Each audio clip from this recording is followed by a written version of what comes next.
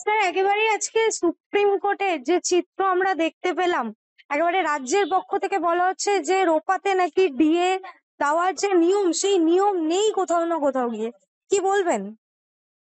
দেখুন, আমরা তো 2022 সাল থেকে চাইছিলাম যে যাতে এই মামলাটা একটা কমপ্লিট জাজমেন্ট দেন সুপ্রিম কোর্ট, এবং সেইটা বর্তমান বেঞ্চ করছেন। আমরা এই জন্য খুব খুশি। তা গত সোমবার থেকে একদম ম্যারাথন শুনানি চলছে। তা সারা দিন ধরে শুনানি হয়েছে। গতকাল আমাদের আইনজীবী বিকাশ রঞ্জন ভট্টাচার্য তার দীর্ঘ সাবমিশন রেখেছেন। আজকে আমাদের আইনজীবী রইফ রৌম তার দীর্ঘ সাবমিশন রেখেছেন, তাকে সহযোগিতা করেছেন ফিরদৌস শামীম, গোপা বিশ্বাস, শেখর কুমার। হ্যাঁ, তা আজকে একটা নতুন ঘটনা ঘটেছে, সেটা হচ্ছে সরকার পক্ষ থেকে আবার একটা নথি দেওয়া হয়েছে, এবং সেই নথিটা নতুন। কাজেই সেইটা নিয়ে আবার আলোচনা হবে আজকে। শ্যাম দেওয়ানজি বলেছেন এর পরের দিন অর্থাৎ মঙ্গলবার কপিল সিব্বাল বলবেন। এখন আমরা জানি যে মামলাটাকে সরকার দীর্ঘায়িত করার জন্যই এই ধরনের বিষয় করছেন, কিন্তু আমরা প্রথম দিনে যেটা বলেছি আজকেও বলছি যে মামলার শেষ দেখে আমরা ছাড়বো। স্বাভাবিকভাবে একটা কমপ্লিট জাজমেন্ট যখন আমরা সুপ্রিম কোর্ট থেকে পাবো, তার জন্য একটু ত্যাগ স্বীকার করতে হবে। সরকার পক্ষ তো চালাকি করবে, তারা বিভিন্ন আইনি সুযোগ ব্যবহার করে মামলাটাকে দীর্ঘায়িত করতে চাইবে, এটা আমরা জানি। এবং আমাদেরকে আর্থিকভাবে একেবারে বিপর্যস্ত করে দিতে চাইবে, যাতে করে আমরা মামলাটা চালাতে না পারি। এবং যদিও আর্থিকভাবে আমরা খানিকটা বিপর্যস্ত, এটা সত্যি, তাহলেও আমরা 2016 সালে যেটা বলেছিলাম যে মামলা শেষ দেখে ছাড়বো, আজকেও বলছি। এবং সব থেকে দুর্ভাগ্যের বিষয়, স্যাট 2016 সালে রাজ্য সরকারের কাছে জানতে চেয়েছিল যে আপনারা all India consumer price index মেনে যখন কর্মচারী এবং পেনশনারদের ডিএ এবং ডিয়ারনেস রিলিফ দেবেন না, তখন আপনাদের দেয়ার ভিত্তিটা কি? একটা ভিত্তির উপর তো হবে। তা আপনাদের সেই ভিত্তিটা কি সেটা দেখান। তা সরকার পক্ষের আইনজীবীরা বলেছিলেন যে আমরা ইনস্ট্রাকশন চাইছি। তা সেই ইনস্ট্রাকশন স্যাটে যতদিন মামলা চলেছে আর এসে পৌঁছয়নি। মহামান্য কলকাতা হাইকোর্ট 2016 সাল থেকে 2017 সাল থেকে বারে বারে বলেছেন যে আপনারা যখন all India consumer price index মেনে দিয়ে দেবেন না বলছেন, সারা ভারতবর্ষে একমাত্র সর্বজনগ্রাহ্য একটাই সূচক আছে, সেটা হচ্ছে all India consumer price index, যেটা মেনে সমস্ত রাজ্য এবং কেন্দ্রীয় সরকার তার কর্মচারী এবং অবসরপ্রাপ্ত কর্মচারীদের দিয়ে দেন, ডিয়ারনেস রিলিফ দেন। তা আপনারা যখন সেটা মানবেন না, তাহলে আপনাদের তো আর দিয়ে দেওয়ার একটা নিশ্চয়ই ভিত্তি আছে। তা সেই অর্ডারটা, সেই ভিত্তিটা আমাদের জানান। তা হাইকোর্টে দীর্ঘ 2022 সাল পর্যন্ত সেটা রাজ্য সরকার দেখাতে পারেননি। ওই বলা হয়েছে যে ইনস্ট্রাকশন আমরা চেয়ে পাঠাচ্ছি। এবারে মহামান্য সুপ্রিম কোর্টে একই প্রশ্ন মাননীয় বিচারপতিরা করলেন যে সারা ভারতবর্ষে all India consumer price index হচ্ছে মান্যতাপ্রাপ্ত সূচক, সর্বজনগ্রাহ্য সূচক। অন্য কোনো রাজ্যের ক্ষেত্রে আলাদা করে কোনো সূচক নেই। তা আপনারা যখন বলছেন এই সূচক অনুসারে আপনারা ডিএ দেবেন না, আপনারা নিজেদের নিয়মে ডিএ দেবেন, তাহলে সেই নিয়মটা কি সেটা আমাদের জানান। তার তো একটা নিয়ম যদি আপনাদের থাকে, তার তো একটা লিখিত অর্ডার আছে, লিখিত তার ভিত্তি আছে, তো সেটা আমাদের দিন। তা আজকেও মহামান্য সুপ্রিম কোর্টে সরকার পক্ষের আইনজীবীরা বলেছেন যে আমরা ইনস্ট্রাকশন চেয়ে পাঠাচ্ছি, এবং আমরা নিশ্চিত যে আগামী মঙ্গলবার যখন সরকার পক্ষ শুনানি করবেন, ওই ইনস্ট্রাকশন অনুসারে সেই দেয়ার ভিত্তিটা এসে পৌঁছবে না। সব থেকে আমরা অত্যন্ত আনন্দিত, একটা মহামান্য সুপ্রিম কোর্টে যখন মামলা চলছে, মামলায় আমরা জিতবই, এরকম কথা বলাটা সুপ্রিম কোর্টের সম্মানের পক্ষে সঠিক নয়। রায় কি হবে এ সম্পর্কে আগাম নিশ্চয়তা দেওয়াটা উচিত নয়। কিন্তু আজকে যে নথি রাজ্য সরকারের পক্ষ থেকে শ্যাম দেওয়ান, সম্মানীয় আইনজীবী শ্যাম দেওয়ান দিয়েছেন, এবং যেটার উপর তিনি বলেছেন, এবং আগামী মঙ্গলবার কপিল সিব্বালজি বলবেন, এবং তারপর তো আমাদের আইনজীবীরাও নিশ্চয়ই কিছু বলবেন। তা সেই নথিটা দেখে আমরা নিশ্চিত যে এই নথিটা আমাদের এই মামলায় কর্মীপক্ষের জয়টাকে সুনিশ্চিত করবে, এবং এর জন্য আমরা সরকার পক্ষকে ধন্যবাদ জানাই, অভিনন্দন জানাই। আরেকটা বিষয় যেটা অত্যন্ত দুর্ভাগ্যের, যে নিরন্ন অবসরপ্রাপ্ত কর্মচারীরা, পেনশনাররা, কেউ 3,000 টাকা, কেউ 4,000 টাকা পেনশন পান, তাদের ডাল ভাতটুকু জোটে না।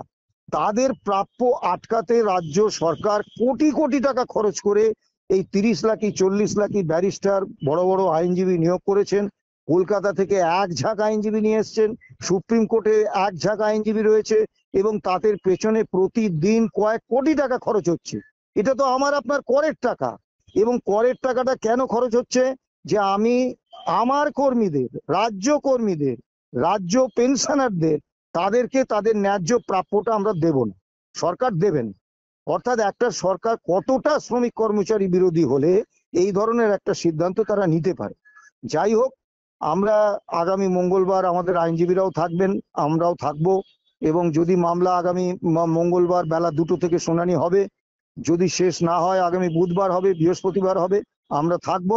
মামলার শেষ দেখে আমরা ছাড়বো, এবং শেষ হাসিটা যে কর্মীপক্ষ হাসবেন এ ব্যাপারে আমাদের মনে অন্তত কোনো সন্দেহ, কোনো দ্বিধা আমাদের নেই। সুপ্রিম কোর্টে একেবারে রাজ্য সরকারের পক্ষ থেকে বলা হচ্ছে যে রাজ্য সরকার যে ডিএ দিচ্ছে না, এই অভিযোগ সর্বৈব মিথ্যে। মানে আপনারা কি দেখুন, মিথ্যে কথা বলছেন, প্রমাণ করতে চাইছে? দেখুন, হ্যাঁ, মাননীয় আইনজীবীরা সরকার পক্ষের হয়ে লড়ছেন, তাদের তো মান সম্মান আছে, কিন্তু দুর্ভাগ্যের বিষয় তারা এমন একজন মক্কেলের ব্রিফ নিয়েছেন যাতে তাদের এত সহজ, মানে মানে কি বলবো, হাস্যকর মিথ্যা আদালতে বলতে হচ্ছে যে তারা কৌতুকের সামগ্রী হয়ে যাচ্ছেন। দিয়ে বাকি নেই মানেটা কি? স্যাট হাইকোর্টের যে মাননীয় বিচারপতিরা রায় দিয়েছেন যে জুলাই 2009 থেকে ডিসেম্বর 2019 পর্যন্ত all India consumer price index মেনে প্রাপ্য ডিএর যে বকেয়া তার 25% দিতে হবে, মহামান্য সুপ্রিম কোর্ট রায় দিয়েছেন। তো এইসব বিচারপতিরা কি একেবারেই বুদ্ধিহীন? তাদের কোনো বুদ্ধি নেই? আমি যদি ধরেও নিই তারা সবাই সরকার বিরোধী, তাহলেও তারা বিচারপতি হিসেবে তো এমন কোনো কথা রায়ে লিখবেন না যেটার বাস্তব সত্যতা নেই, যেটা অবাস্তব। এখানে তো মাননীয় বিচারপতিরা তো কল্পনার জগতে বিচরণ করে কোনো রায় দেবেন না, তারা যুক্তি আইনের উপর বিচার করে রায় দেবেন। এবং স্যাট এবং মহামান্য কলকাতা হাইকোর্ট যদি এমন কোনো রায় দিতেন এই ডিএর সম্পর্কে যেটা একেবারেই মানে আইনত যুক্তিযুক্ত নয়, আইনসঙ্গত নয়, তাহলে তো সুপ্রিম কোর্ট এই মামলাটা নিয়েই সেই রায় খারিজ করে দিতেন। তা কমপ্লিট জাজমেন্টের জন্য ম্যারাথন শুনানি হচ্ছে, এবং সুপ্রিম কোর্টে মামলার প্রচুর চাপ। এখানে এমন কোনো ঘটনা ঘটেনি যেখানে একটি বিশেষ মামলাকে এইরকম ভাবে সোমবার থেকে শুরু হয়েছে, আজকে ধরুন মামলা 1টা অবধি শুনানি হয়েছে, ধারাবাহিকভাবে সমস্ত মামলা সরিয়ে দিয়ে, এবং আগামী মঙ্গলবার আবার বেলা 2টো থেকে সেই ধারাবাহিক শুনানি শুরু হচ্ছে। এটা কিন্তু সুপ্রিম কোর্টে হয়নি। কাজেই তাদের এই বক্তব্যের উত্তর আমি আর কি দেব? বকেয়া আছে আজকে, এখন কেন্দ্রীয় সরকারি কর্মচারীরা 53% দিয়ে 55% দিয়ে পাচ্ছেন, আমরা পাচ্ছি 18%। তাই এটা যে বকেয়া, এইটা বোঝার জন্য একটা ক্লাস 3-4 এর ছেলে মেয়ের শিক্ষাটুকুই যথেষ্ট। এখন সেটুকু শিক্ষা যদি আমাদের সরকারের নীতি নির্ধারকদের বা চিফ পলিটিক্যাল এক্সিকিউটিভের না থাকে, তাহলে আমাদের দুর্ভাগ্য। আর কি বলবো? একেবারে বিচারপতি যে প্রসঙ্গ আপনি বললেন, বিচারপতি একেবারে প্রশ্ন তুলছেন যে রাজ্য সরকার বিভ্রান্তি তৈরি করার চেষ্টা করে সুযোগ নিচ্ছে। কি হ্যাঁ, বলবেন? এবং আজকেও বলেছেন যে আপনারা টাকা দিচ্ছেন না, টাকা সঞ্চয় করছেন, কর্মীদের না দিয়ে টাকা সঞ্চয় করছেন। আগের দিন বলেছিলেন সুদখোর মহাজনের ভূমিকা পালন করছেন। একটা রাজ্য সরকার সম্পর্কে মাননীয় বিচারপতিরা এই ধরনের মন্তব্য করছেন, এটা তো আমাদের পক্ষেও, আমরা রাজ্য সরকারি কর্মচারী, আমরা পেনশনার, আমাদের পক্ষে এটা লজ্জার যে আমরা যে সরকারের কর্মচারী বা পেনশনার, সেই সরকার সম্পর্কে মহামান্য সুপ্রিম কোর্ট বলছেন সুদখোর মহাজনের মতো কারবার করছেন, বলছেন কর্মীদের প্রাপ্য না দিয়ে সঞ্চয় করছেন। এ তো লজ্জার বিষয়। কিন্তু রাজ্য সরকারের লজ্জা নামক বিষয়টা আছে বলে তো আমরা জানি না, সেজন্যই হচ্ছে না। একেবারে রাজ্য সরকারের পক্ষ থেকে সুপ্রিম কোর্টে এটাও একেবারে বলা হলো যে চেন্নাইয়ে কর্মীদের ডিএ দেওয়া হয়েছে তামিলনাড়ু সরকারের ডিএ এর হারে, কেন্দ্রের হারে নয়। রাজ্য সরকারের মূল্য বৃদ্ধির কথা মাথায় রেখেই ডিএ দিচ্ছে। দেখুন, আজকে এই ব্যাপারে আইনজীবী শ্যাম দেওয়ান দুটো কথা বলেছেন। 1 নম্বর বলেছেন যে দিল্লির বঙ্গভবন এবং চেন্নাইয়ের সেখানে এখানে মাত্র 34 জন, ওখানেও 30-35 জন কর্মচারী কাজ করেন। অর্থাৎ বোঝাতে চেয়েছেন যে খুব সামান্য সংখ্যক কর্মচারীকে এই হারে all India consumer price index মেনে ডিএটা দেওয়া হয়। আমরা কখনো আমাদের আবেদনে কেন্দ্রীয় হারে ডিএ চাইনি।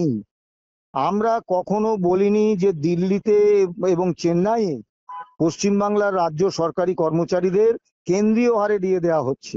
আমরা বারবার বলেছি all India consumer price index মেনে দিল্লি এবং চেন্নাইয়ের কর্মচারীদের ডিএ দেওয়া হচ্ছে। আর পশ্চিমবাংলার যারা রাজ্য সরকারি কর্মচারী, মানে পশ্চিম বাংলায় যারা কাজ করছেন, তাদেরকে দেয়া হচ্ছে না। এই বৈষম্য সরকার সংবিধানগতভাবেই করতে পারেন না।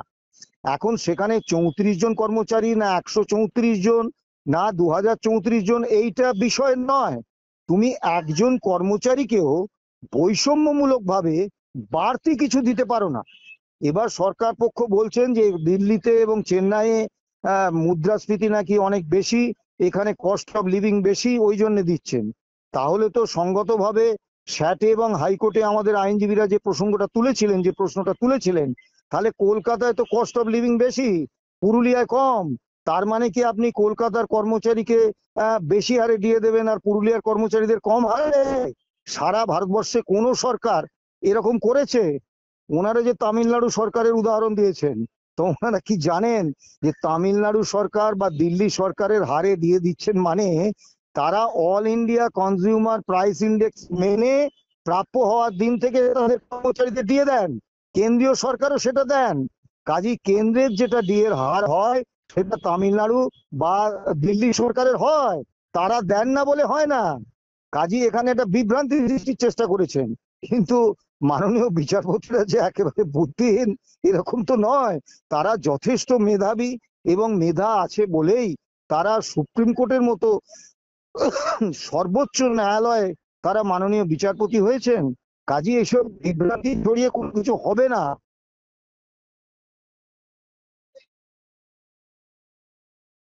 হ্যালো। হ্যাঁ, বলুন। হ্যাঁ, একেবারে শেষ প্রশ্ন। রাজ্য সরকার যে বারংবার সময় চাইছে সুপ্রিম কোর্টের কাছে, এখন আবার বলছে রোপা মেনে ডিএ দিতে হবে, এটাও বাধ্যতামূলক নয়, আবারও সময় চেয়েছে, কি বলবেন? দেখুন, সরকার স্যাটে যা বলেছে, হাইকোর্টে যা বলেছে, মহামান্য সুপ্রিম কোর্টেও সেই একই কথা বলছে। স্যাট রাজ্য সরকারের বক্তব্য প্রত্যাখ্যান করেছেন, বলেছেন এটা আদালতে গ্রহণযোগ্য নয়। মহামান্য কলকাতা হাইকোর্ট তাদের বক্তব্য প্রত্যাখ্যান করেছেন। একবার নয়, ছবার রায় হয়েছে এবং ছবারই আমরা জিতেছি, রাজ্য সরকার হেরেছেন। এখানে এসেছেন ইন্টারিম অর্ডার যে হয়েছে গত 16 তারিখে একটা অন্তর্বর্তী আদেশ সুপ্রিম কোর্ট দিয়েছিলেন, সেখানেও সুপ্রিম কোর্ট অত্যন্ত স্পষ্টভাবে বলেছিলেন কোর্টে কেস পেন্ডিং আছে, সরকারের আর্থিক সংকট, এই সব কারণে কর্মচারীদের প্রাপ্যটা আটকে রাখা যাবে না, তাদের দিতে হবে এবং বকেয়ার 25% দেওয়ার নির্দেশ দিয়েছিলেন। এখন অনেক কর্মচারী, অনেক সাংবাদিক, অনেক পেনশনার আমাদের প্রশ্ন করছেন, তা আপনারা যে আদালত অবমাননার মামলা করলেন সেটার কি হলো? এখন একটা বিষয় বোঝার ভুল হচ্ছে যে 16 তারিখে মাননীয় বিচারপতিরা একটা ইন্টারিম অর্ডার দিয়েছিলেন যে মূল মামলার শুনানি যদি দীর্ঘদিন লাগে তাহলে কি কর্মচারীরা, পেনশনাররা দীর্ঘদিন ধরে বঞ্চিত হয়ে চলবেন? সেই জন্য একটা অন্তর্বর্তীকালীন রিলিফ দিতে চেয়েছেন। কিন্তু যে মুহূর্তে মূল মামলার শুনানি শুরু হয়ে গেছে এবং একটা কমপ্লিট জাজমেন্ট মহামান্য সুপ্রিম কোর্ট দেবেন বলে স্থির করে নিয়েছেন, তার জন্য ধারাবাহিক একেবারে ম্যারাথন শুনানি চলছে, তখন কিন্তু ওই ইন্টারিম অর্ডারটার বা খুব বেশি গুরুত্ব থাকে না। সে কারণে কিন্তু ইন্টারিম অর্ডারটাও দিয়েছিলেন কিন্তু যে প্রাথমিক মান্যতা দিয়ে যে হ্যাঁ কর্মচারীদের এটা প্রাপ্য। কাজেই রাজ্য সরকার কি বলছেন, রাজ্য সরকার যেটা চাইছেন সেটা হচ্ছে দিনের পর দিন আইনের বিভিন্ন ফাঁক ফোকর কাজে লাগিয়ে মামলাটাকে দীর্ঘ থেকে দীর্ঘায়িত করা। ইতিমধ্যেই ধরুন 2016 সাল থেকে আমরা মামলা করেছি, আজকে আমরা যখন মামলা করেছি তখন আমরা কর্মরত, আজকে আমরা অবসর নিয়েছি, আজকে 2025 সাল, 10 বছর অতিক্রম করে গেছে। বহু পেনশনার, বহু কর্মচারী তারা আমাদের ছেড়ে চলে গেছেন, বহু পেনশনার, বয়স্ক পেনশনার, তারা হয়তো এই রায় বেরোনোর আগে হয়তো আর আমাদের সঙ্গে থাকবেন না। তো এইরকম একটা পরিস্থিতি কিন্তু হয়েছে যে রাজ্য সরকার মামলাটাকে শুধু দীর্ঘায়িত করছে। কাজেই দীর্ঘায়িত করার কারণ হচ্ছে দুটো। একটা হচ্ছে কর্মচারী মহলে একটা হতাশা তৈরি করা, যে না, ও রাজ্য সরকার দেবে না, ও মামলা চলতেই থাকবে। এবং এই হতাশা তৈরি হলে মামলা চালাতে গেলে রসদ লাগে, অর্থ লাগে, এবং সেই অর্থটা তো কর্মচারীরা, পেনশনাররাই আমাদের দেন। স্বাভাবিকভাবে যখন খরচ বিপুল হয়ে যায়, তখন তারা যদি হতাশাগ্রস্ত হয়ে পড়েন, তারা এই অনুদানটা আর আমাদের দেবেন না, যেটা বর্তমানে ঘটেছে। যার ফলে আমাদের রসদ আমরা পাবো না, আর রসদ না পেলে লড়াইটা করবেন কি করে? সরকার আমাদের এই মামলা থেকে সরিয়ে দিতে চাইছে। মামলার নাম confederation of state government employees and others versus state of West Bengal and others. আমরা confederation of state government employees মূল মামলাকারী সংগঠন। আমরা 2016 সালে বলেছি, যে কোনো পরিস্থিতি হোক তাতে মামলা থেকে আমরা সরে যাব না, মামলার শেষ থেকে ছাড়বো। সরকার মামলাকে দীর্ঘায়িত করার যত কৌশল আছে সেটা নিন, আমরা চ্যালেঞ্জ করছি তাদের। আমরা এর মধ্যেই কর্মচারীদের মধ্যে জয় আমরা ছিনিয়ে আনবো এই মহামান্য সুপ্রিম কোর্ট থেকে। এই আত্মবিশ্বাস আমাদের আছে। কর্মচারী এবং অবসরপ্রাপ্ত কর্মচারীদের বলবো, আপনারা হতাশ হবেন না। এত বছর ধরে যেমন আমাদের উপর আস্থা ভরসা রেখেছেন, আমাদের সঙ্গে ছিলেন, আগামী কয়েকটা দিন থাকুন। আমরা বলছি এই দীর্ঘায়িত করার প্রক্রিয়া আর বেশি দিন চলবে না।